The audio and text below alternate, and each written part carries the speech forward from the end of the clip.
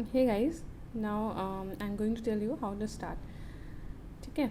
सबसे पहला point like I told earlier कि make schedule. Making schedule is very important. First make schedule of all 19 subjects. Like तुम्हें 19 to 90 मतलब 90 subjects को 1.5 months में cover करना है या 2 मंथ्स में. जैसे तुम्हें अपना टाइम अलॉट करना है उस हिसाब से अपना शेड्यूल बना लो. फिर उसके बाद कैसे क्या क्या करना है मैं बताती हूँ, जैसे मैंने किया था अपनी प्रिपरेशन के टाइम पे. सबसे पहले तुम्हें ये करना है कि जैसे अनाटमी तुम्हें आज स्टार्ट करनी है. ठीक है, तुमने अनाटमी को 3 दिन अलॉट कर दिया कि तुम्हें 3 दिन में अपनी अनाटमी कंप्लीट करनी है. तो तुमने अपना दिन को डिवाइड कर दिया. सबसे पहले कितना नोट्स को पढ़ना है, कितना एमसीक्यू करना है. तो डेली 100 एमसीक्यू का टारगेट बहुत इंपॉर्टेंट है. हमें लगता है कि नोट्स पढ़ लेंगे फिर एमसीक्यू सॉल्व करेंगे, लेकिन ऐसा नहीं होता है. आप साथ साथ सॉल्व करेंगे ना तो आपको एक तो एमसीक्यू की हेल्प से जो भी आपकी मिस्टेक्स होंगी वो आपको याद हो जाएंगी, और ऊपर से एक तो प्रैक्टिस भी डेवलप होगी और एक इंटरेस्ट भी बना रहेगा कि हाँ एक आपको, और अपना वीक एरियाज़ पता चलते रहेंगे साथ साथ, और इम्पॉर्टेंट टॉपिक्स क्या हैं वो भी. तो आप कस्टम मॉड्यूल बना लो, जो भी टॉपिक्स पढ़ रहे हो उसका 100 सारे यूज़ कर लो, या फिर तुम एम्स, रीसेंट एम्स, नीट और क्लिनिकल भी यूज़ कर सकते हो. ठीक है. फिर जैसे 19 सब्जेक्ट्स हैं तो हमने अनाटमी से स्टार्ट कर रहे हैं. फर्स्ट तुमने 3 डेज दे दिया अनाटमी को. तो ये बहुत इंपॉर्टेंट स्टेटमेंट है कि most questions are asked from most common topics. ठीक. तो इस स्टेटमेंट को हम लोग को ध्यान में इसलिए रखना है कि पढ़ते वक्त हमें हर रेयर चीज़ के पीछे नहीं भागना है. हर चीज़ याद करने की कोशिश करेंगे, कुछ भी नहीं याद होगा. तो जो रेयर चीज़ें उन्हें पढ़ लें उन्हें एक बार, लेकिन जो मोस्ट इंपॉर्टेंट कॉमन टॉपिक्स हैं जो बार बार पूछता है एग्जामिनर, उसको आपको मास्टर करना है, उसमें गलती नहीं होना चाहिए. ठीक है. तो जैसे हमने स्टार्ट किया एनाटमी, फिर हमने अपर लिम स्टार्ट किया. अब अपर लिम में मोस्ट इंपॉर्टेंट टॉपिक्स क्या हैं, बहुत सारे हैं, लेकिन जैसे example cubital fossa, brachial plexus. Cubital fossa में अक्सर ही पूछते हैं, चाहे वो एम्स हो चाहे वो नीट्स, उसमें पूछते हैं सीक्वेंस क्या है उसका, एमबीबीआर जो हम लोग निमोनिक पढ़ते हैं. फिर उसके बाद उसका कंटेंट क्या है बहुत पूछते हैं. फिगर दे देते हैं, मतलब कैडावरिक इमेज दे देते हैं, पूछते हैं कौन सा क्या है, मार्क कर देते हैं. तो आपको सीक्वेंस पता है तो आप वो कर लोगे. तो इस क्यूबाइटल फोसा का आपको सब कुछ देखना है, कंटेंट देखना है, उसका सीक्वेंस देखना है, उसकी एनाटमी देखनी है, और उसका कैडावरिक इमेज भी देखना है. ठीक है. तो ये मोस्ट इंपॉर्टेंट टॉपिक्स है. तो सबसे पहले जब भी कोई टॉपिक पढ़े तो उसमें मोस्ट इंपॉर्टेंट टॉपिक से स्टार्ट करके लीस्ट इंपॉर्टेंट टॉपिक्स की तरफ जाए. इसमें एक तो आपका ये फ़ायदा है कि कोई बोरिंग नहीं लगेगा आपको पता होगा. और जो अगर मान लीजिए 3 दिन में आपका कंप्लीट नहीं भी होता है तो आपके मोस्ट इंपॉर्टेंट टॉपिक्स वाले कवर हो जाएंगे, और उससे ये होगा कि कभी जीटी में क्वेश्चन आएगा तो आपके जो इंपॉर्टेंट टॉपिक्स से ही आते हैं जीटी में, तो वो आपके कवर हो जाएंगे. जो लीस्ट इंपॉर्टेंट टॉपिक्स है उसको भी एक बार देखना है, ऐसा नहीं कि उसको वो कर देना है, लेकिन ये मोस्ट इंपॉर्टेंट टॉपिक्स को आपको मास्टर करना है, और आपको लास्ट में पता चल जाएगा कि आपको क्या टॉपिक्स पढ़ने और क्या आप स्किप कर सकते हो. तो और जब भी पढ़ते रहो तो साथ साथ में, जैसे कोई क्वेश्चन तुमने किया, ठीक है, 100 एमसीक्यू में डेली करना है, तो तुम्हें तो उसमें दिख जाएगा कि ये पहले आया हुआ क्वेश्चन है, तो वहीं पे मार्क कर लो कि हाँ ये पीवाईक्यू एम्स में आया हुआ है, ये नीट में आया हुआ है, तुमसे गलत हुआ है. तो जब मार्क करते चलोगे ना, तो जब नेक्स्ट रीडिंग या फिर तुम अगले दिन थोड़ा सा रिवाइज भी करोगे, तुम्हें पता होगा कि ये मोस्ट इंपॉर्टेंट टॉपिक्स है, मुझे भूलना नहीं है.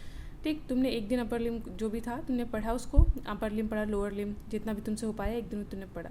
जब नेक्स्ट डे स्टार्ट करना है तो सबसे पहले वार्म अप करना है. वार्म अप कैसे करेंगे, एक तुम 1 घंटा दे दो उसको, जो तुमने एक दिन पहले पढ़ा उसको, जो इसमें इंपॉर्टेंट पॉइंट्स हैं जिसको तुमने हाईलाइट किया है, जहाँ पे तुमने क्वेश्चन मार्क किया, उसको एक फटाफट देख लो. ठीक है, पढ़ते चलो, हाँ ये है ये है ये है, और उसको अपने खुद से भी रिकॉल करने की कोशिश करो, बहुत फास्ट मोड में पढ़ने की कोशिश करो.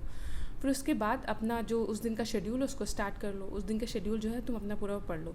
अब उस दिन, मतलब जिस दिन तुमने जो टॉपिक पढ़ा उसके अगले दिन, जिस दिन तुमने रिवाइज़ किया है उस टॉपिक को, उसके इवनिंग में तुम डिसाइड करो 100 क्वेश्चंस टॉपिक्स के करो. तो ये होगा कि थोड़ा गैप हो गया, अब तुम्हें ये समझ में आया. जब तुम सॉल्व करोगे तो गलतियाँ होंगी, मस्ट है, और गलतियाँ होंगी तो वो अच्छी बात है, उससे तुम्हें समझ आएगा कि तुम कहाँ पे वीक हो. तो जो टॉपिक्स तुम्हें याद नहीं है या फिर जो तुम्हें क्वेश्चंस गलत हो रहे हैं उसको फ़ौरन नोट्स खोल के देखो कि हाँ ये मेरे इंपॉर्टेंट है और ये मेरे से गलत हो रहा है, उसको वहीं पे मार्क कर लो. या फिर तुम्हारे पास छोटे छोटे स्टिकी नोट्स हो, उसको जो है लिख लो वहाँ पे. जैसे मैंने बहुत सारे स्टिकी नोट्स बनाए थे, और फिर उस स्टिकी नोट्स का मैंने क्या किया था, उनको अलग नहीं किया था. जैसे नाटी पढ़ी और नाटी को बनाते चले गए, फिर उसके बाद फिजियो पढ़ा उसका बनाया, तो एक साथ रखते चले गए. और मेरा टाइम अलॉटेड था कि डिनर के बाद मैं 30 मिनट्स अपने स्टिकी नोट्स पढ़ती थी. टहल वॉक करते अपना ये 30 मिनट्स पढ़ लिया. तो उससे जो बहुत ही इंपॉर्टेंट चीज़ें हैं ना, वो बार बार मेरी नज़रों के सामने से जा रही थी और मुझे याद भी हो रहा था. तो मैं बार बार उसको रिवाइज़ कर रही थी. बहुत सारे स्टिकी नोट्स हो गए थे, लेकिन उसको फिर से मैंने एक बार पढ़ा, फिर दोबारा पढ़ा. तो उसमें बहुत इंपॉर्टेंट चीज़ें हैं जो बार बार मुझे याद हो रही थी, और बार बार मेरे उसका फ्रीक्वेंट रिवीजन हो रहा था. फिर उसके बाद क्या है कि सबसे पहले तो ये हो जाता है कि 3 दिन हमने अलॉट तो कर दिया, लेकिन 3 दिन में सारे टॉपिक्स नहीं हुए। लेकिन एक चीज़ अच्छी बात है कि सारे इंपॉर्टेंट टॉपिक्स हो गए। अब जो लीस्ट इंपॉर्टेंट टॉपिक्स थोड़े बहुत बचे हुए हैं, तो जब तुम अपना ये नहीं करना है कि 3 दिन के बाद चलो एक दिन और दे देते हैं एनाटमी को, फिर वो नहीं होता है कंप्लीट, तो जस्ट लीव इट। 3 दिन तुमने किया, उसको छोड़ दो। फिर उसके बाद जब तुम्हारा नेक्स्ट सब्जेक्ट स्टार्ट है, with fresh mind next subject start करो। फिर अगर उस दिन तुमने वो पढ़ा, ठीक है, उसमें थोड़ा बहुत अगर टाइम बचा, या फिर जीटी का जो दिन होगा तुमने दिया जीटी, उसका तुम टायर्ड हो गए, तो जो तुम्हारा पिछला सब्जेक्ट जो भी बैकलॉग था उसका थोड़ा सा पढ़ लो, ठीक है। कहीं कभी 15-20 मिनट मिल गए, कभी आधे घंटे मिल गए, तो एक एक टॉपिक कर लिया। तो उस तरीके से उस बैकलॉग को कवर करने की कोशिश करो। या फिर तुम्हारा शेड्यूल चल रहा है, तुमने 3-4 सब्जेक्ट कर लिए, उसके बाद तुम्हें लगा कि अब तो बोरिंग हो रहा है, तो एक दिन गैप कर लो। उस दिन तुम थोड़ा थोड़ा जो बैकलॉग है उसके मिक्स करके पढ़ लो। सुबह तुमने थोड़ा सा एनाटमी पढ़ लिया, थोड़ा सा फिजियो पढ़ लिया, थोड़ा सा जो भी सब्जेक्ट किया था वो पढ़ लिया। तो इस तरीके से तुम्हारे बैकलॉग्स भी होते जाएंगे। लेकिन ये है कि अपने सब्जेक्ट को तुम्हें स्टार्ट रखना है, ये नहीं कि 3 से 4 दिन दे दिए, 4 से 5 दिन दे दिए। शेड्यूल को पूरा फॉलो करना है। शेड्यूल जब कंप्लीट हो जाएगा उसके बाद तुम्हारे पास, अब तुमने देखा कि हाँ ठीक है मेरा 1.5 महीने में कंप्लीट हो गया, एक रीडिंग हो गई, अब तुम्हारे पास जो टाइम बचा तो 2-3 दिन जो बचे तुम्हारे पास, उसको तुम्हें अपना बैकलॉग कंप्लीट करने के लिए दे देना है। और इन सब के बीच में आपका जीटी चलते रहना चाहिए। जीटी पे इफेक्ट नहीं होना चाहिए। जीटी प्रैक्टिस है, उसको मतलब ऐसा टूल यूज़ करना है, लर्निंग टूल, कि आप पढ़ तो लिया लेकिन एप्लीकेशन कैसे करना है, ठीक है। क्योंकि पढ़ तो सब लेते हैं, लेकिन अप्लाई करने में प्रॉब्लम होती है कि अरे यार ये तो पढ़ी हुई चीज़ थी, फिर भी एग्ज़ाम में गलत हो गई। तो उसके लिए जीटी बहुत इंपॉर्टेंट है, ठीक है। फर्स्ट रीड हो गई आपकी, आपने बैकलॉग कर लिया। अब सेकेंड रीड कैसे करनी है और लास्ट टाइम की प्रिपरेशन कैसे करनी है, I will tell you next video. Thank you.